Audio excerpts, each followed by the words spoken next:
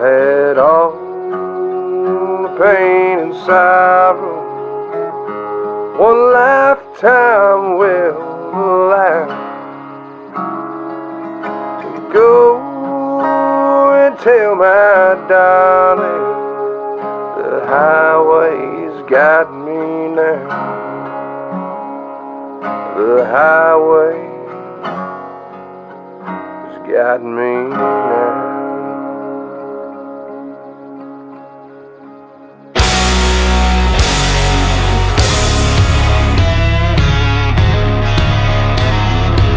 Well, the transition, sport to sport it's obviously a huge step. I mean, I had a leg up in a certain sense because I wasn't just, I didn't just see a rodeo on TV and decide that's what I wanted to be. I grew up on horseback, I grew up roping and competing and, being in that arena, I guess, so to speak. And so the transition for me wasn't probably as steep of an incline as it was or as it would be for some. As far as the mindset goes, you know, I went when I was playing football, I felt like I was always playing from a deficit. Um, I didn't grow up in an area where football, like it wasn't a hotbed for football by any means. Um, I there were some insecurities there probably because I felt behind the whole time. Like the only knowledge of the game I really had was from playing Madden or NCAA on Xbox and watching, Channel 212, the NFL Network. And I was watching these 21-year-old kids get drafted and stuff. And I was 20, I was 24 when I got drafted. And so I felt, I guess, the whole time like I was at a deficit. And size wise, I was always in the gym. I was trying to be bigger than I was. I was eating just as much as I could, lifting as much as I could, training all the time, and just trying to carry more weight probably than my body, naturally wanted to, I guess. And so that was one thing that probably the nicest thing about changing sports is allowing, like, my training regime definitely changed. And I had to learn that the hard way. I've got a pretty good sized scar on both sides of my chest because I tore both pecs. And that was essentially probably because I was pushing it so hard in the weight room, to be strong.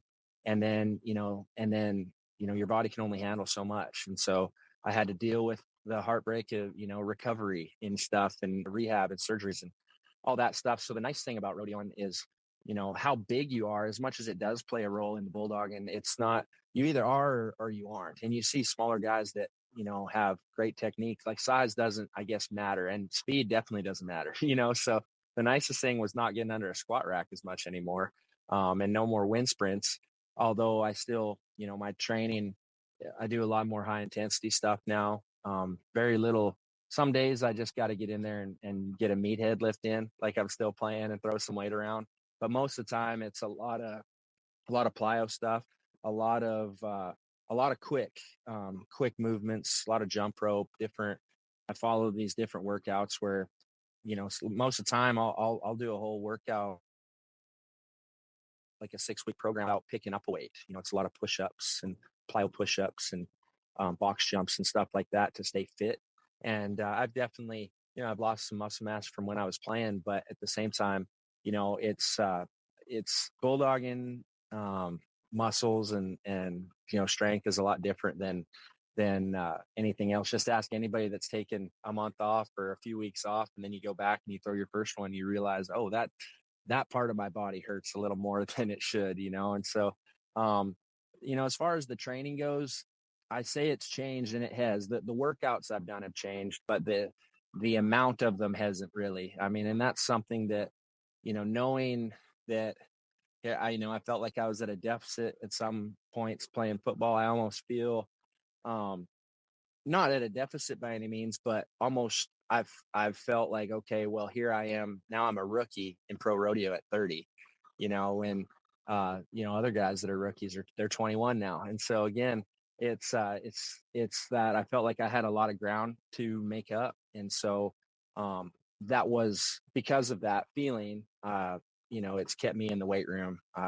When I'm on the road, I'll even if I don't have a bench, I'll use a couple sacks of grain, or I've used a spare tire. I've used,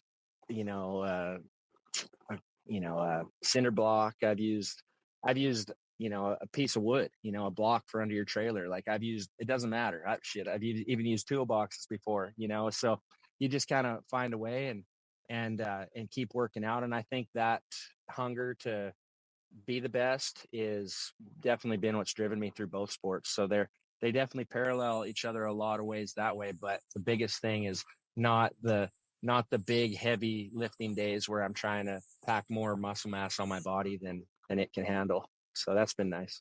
The biggest thing that I feel like I work on the most probably in steer wrestling is flexibility, because you know you you've got to be able to bend, and you've got to be able to recover. And the long hours in a truck seat, or on a plane or whatever, you get stiff.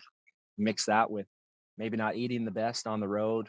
Your body can get tight, and that's grounds for, injury potentially. So the biggest thing that I would say that I work on, and that I would say anybody probably should, is flexibility, especially for a duration of a career.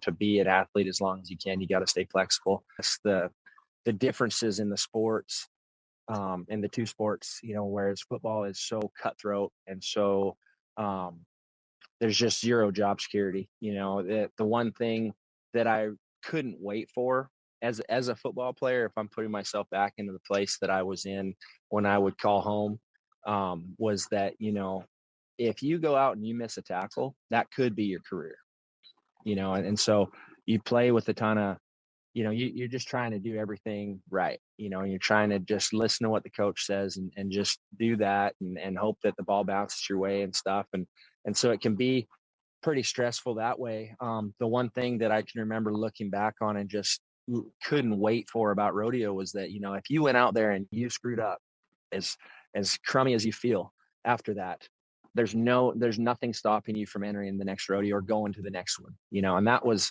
that's been probably the biggest sigh of relief in a sense from changing sports. But at the same time, it's not a team sport. And so there was a lot of times in a football game where maybe you didn't make a play, but you did your job, and the team won or lost, and your job obviously attributed to the win. But, and if you didn't do it, the other team would have capitalized and it could have resulted in a loss. But if you did your job, you were good, or you were safe, whereas in rodeo, like, you can do your job, and if you don't win doing your job because maybe you didn't draw the right steer, maybe you might have made a great run on a bad steer, and that's a personal win, and that feels good leaving the rodeo, but it doesn't feed you. And so that that's one thing that, it's a positive and a negative, but realistically, it's such a positive when you consider it to other sports. Whereas with rodeo, that that's where I think there's such a beauty in it, because you put in all the work and you train and you practice and you get ready. But at the end of the day, it comes down to you and how you perform at the rodeo. And so I think that there's a beauty in that, and it allows you to kind of prepare for that, mindset wise in the practice pen, your focus and how you get ready for the rodeo, because it's all on you. Now there's steer wrestling especially is such a variable driven event. You've got two hazing horses, a bulldog or a hazer, a gate man, a steer. There are a lot of variables. And so when it goes well, there's not a better feeling because it all worked out. But when things, if things don't go your way, sometimes you just got to kind of let it roll off and go on to the next one. And the way I would think that those two sports kind of, the biggest similarity is it's no different than if you get beat on a play, the game's not over. You've still got to go back out there. So you got to have a really short memory. And much like rodeo, you got to have a short memory, because like on a weekend like this, we're in Florida right now, got 4 rodeos in 4 days, and it's awesome. But if something doesn't go well at one, you can't carry that on to the next one. And no different than the practice pen, and I was guilty about that early on in my rodeo career. If something didn't go right, in the practice pen, or on my first one in the practice pen. Sometimes it affected me on my second one. And that was something, you just, run is different. And so you just got to put focus into that.